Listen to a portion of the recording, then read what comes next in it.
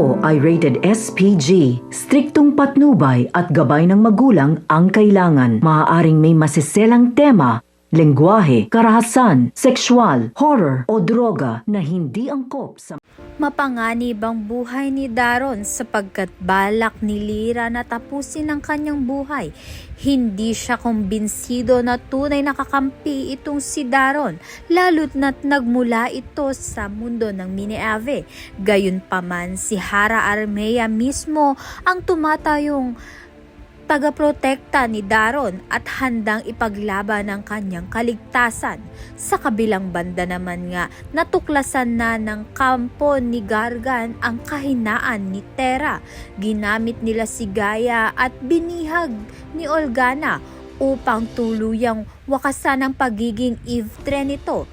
Alam nga nila na ito ang kahinaan ni Terra. Nagtagumpay man ang plano, may kaakibat itong malaking sakripisyo, bagamat masaya sina Danaya at Terra na sa wakas ay hindi na nga Ivtre si Gaia. Isang matinding kapahamakan naman ang nag-aabang sa kanila, isang panganib na nagmula mismo kay Gargan. Kaya naman nga't yan at iba pa ang dapat nating pakaabangan. Maraming salamat sa iyong panonood.